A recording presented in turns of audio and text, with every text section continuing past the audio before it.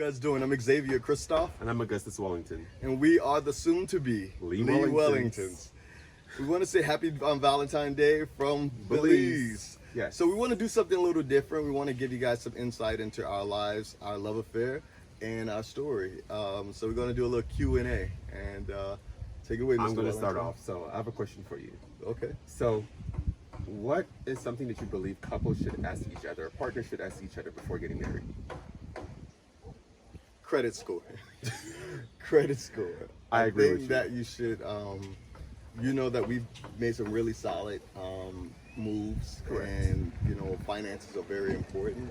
And I'm really of the opinion that you have to be able to make sure that you manage your house like a business. So knowing your partner's credit score to me is vital before getting married. I agree with you there. You definitely have to have a good understanding of where you stand financially. You want to know what you're getting yourself into, first of all. You want to know that you guys are on the same page, not just spiritually, mentally, and all stuff, but financially. A lot of couples tend to walk past the whole financial aspect of it, like, oh, I'm going to help him get there. I'm going to do. No, fuck all that. You need to know where you are financially and know that that person is financially responsible and know where you're getting yourself into. So, yeah, I do agree with you, friends. I already know you. So the question I have for you is, what do you feel like we can do to make our relationship stronger?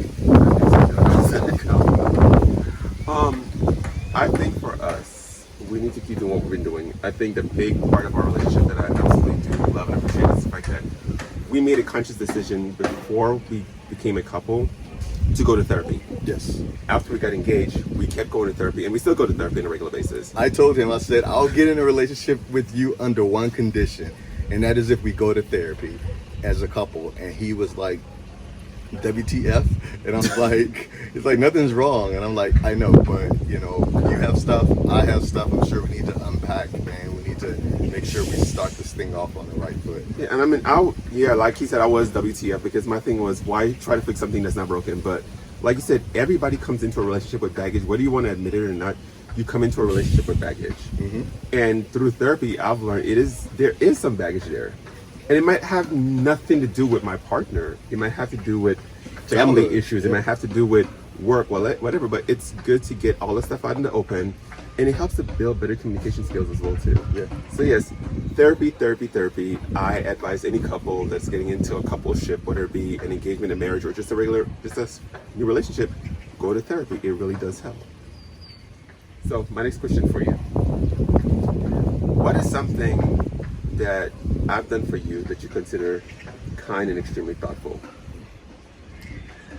You do so many things, honestly. You really do. And I'm not gassing him up. He really No, does. gas, please. I have to say, one of the things you have done that I thought was thoughtful, I look in terms of what makes my life a lot easier, and I would have to say, like, folding the clothes. Like, I hate folding clothes. I have no idea. And there are times when I don't have to, you know, I can wash all day and I'll leave clean clothes piled up in an area. But really, like, you come in and I'll clean. You know, our agreement is I wash all the clothes, he folds. Yes. But before we even had this agreement, because before we lived together, I was like, I don't do husband duties at boyfriend prices, so I'm not folding. And I don't do or doing anything clothes. in your house. When we finally merged our lives together, yeah, when you started doing that, that was really thoughtful. I was like, oh, this is pretty cool. I could get used to this. And I can get used to you washing clothes. Yeah. So it works. So, sir. Yes, sir. I have a question for you. I want you to think about before you answer it. How important is it for each of us as a couple to maintain our own separate individuality? Actually, I didn't even think about this. I have an answer for you already. Go ahead. I think it is 100% important, actually. I fell in love with you because of who you are. All right? The last thing I would want to do in a relationship is actually change you to be somebody else or change you to be what I want. You feel me? What I get from you is exactly what I need. I love Xzavier. I love the Xzavier-isms. I love everything about you. The fact that you're goofy, the fact that you're serious, the fact that you take control when I need you to take control, the fact that you recognize weaknesses in me and you're able to strengthen those weaknesses. I love that. Me trying to change any of that would take you away from being you. I don't want anything else aside from you. So yes, I want you to maintain your individuality. It's absolutely important. It's vital, actually. Okay. Take it no other way. Okay. Cool. So you. All right. So, okay, my future husband, I have a Okay. question for you. And I know this is vital for you, actually, because this really relates to you, actually. Trust me, I know him. So, how much peace or alone time do you believe that people in a relationship should have? I'm gonna repeat that again. How much peace and or alone time do you believe that people in a relationship should have? For me, I think that you should have as much as needed and required for you to maintain a strong mental and healthy mental state. Okay. I don't think that you should spend too much time that allows you to be withdrawn and despondent. That affects the connection between your partner. But I oftentimes can become very, I wouldn't say aloof, but reclusive at times, and that is my recharging moments to get back at my center. But it also makes me come back stronger, more empowered, more reinvigorated. So I would definitely say as much time as required for that person to have maintained. I have a caveat to that. I actually have another part to that question. So, how do you believe it's best for an individual to communicate that to their partner? Because I believe a lot of times in a relationship, and I've experienced this with me. You know me. I love to be under X. I love to be in his presence every chance I get. To the point that I know sometimes it's just like, dude, just leave me alone. But I can't help it. I love being around him. So how do you communicate that to your partner without making them feel a certain type of way? I think you have to understand the intention. There are times, like Darren is far more affectionate than I am. I'm very affectionate to him as much, but there are times when he likes to dote affection on me, and I may be in a moment, I may be studying, I may be reading, I may be doing something else. But I think what I do to check myself is understand the intention behind it. I know that you're not doing it to be annoying. I know that you genuinely love me. It's just who you are, and appreciate that quality and aspect about you. I mean, from trash to treasure, I'll take it. I hate to say it like that. Like really, it totally works for me. I would have to say. Okay. Good. So, Your question then. so this is going to be the final question, and I think we both probably answer this question. Are you ready? Make it a good one. What is the best relationship advice you've received thus far? The best relationship advice I've received thus far: maintain my individuality in my relationship. I know from past experiences that I've lost myself in relationships, and I feel like individuals have taken advantage of that.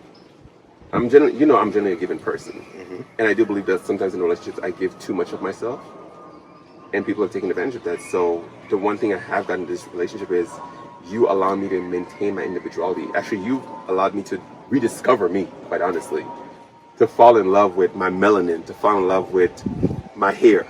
You know what I'm saying? To fall in love with my big nose and my big lips and all these features. I love it. That, quite frankly, I used to get ridiculed about. I used to be teased about the fact that I was so dark, and the fact that I had kinky hair, and the fact that I had a big nose and big lips, and I tried to hide it. But I've got a man in my life now that embraces that.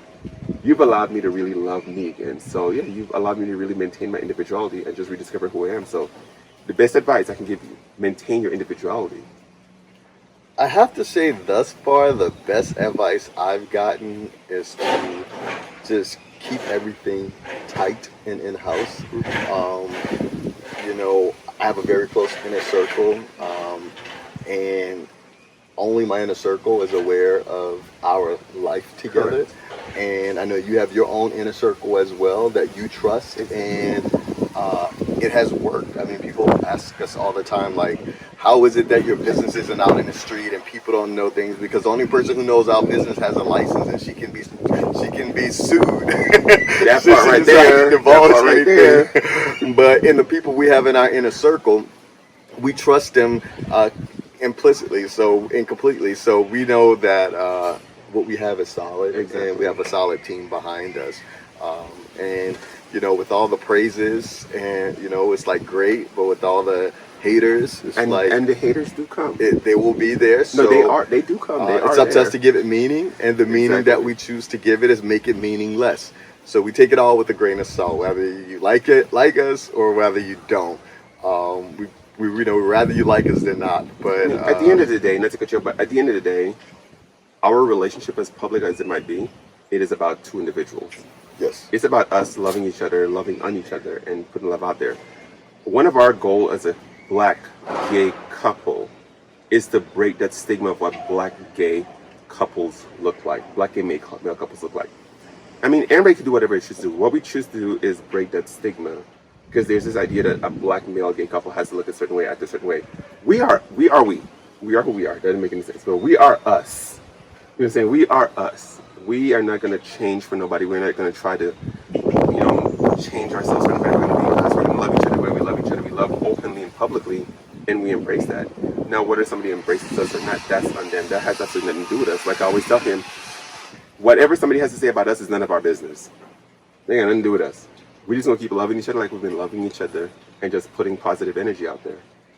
And that's that, Mr. Lee Wellington. Thank you. so once again, happy Valentine's Day Happy from the Valentine's Lee Day. Wellingtons and From Belize. Bienvenido a Belize.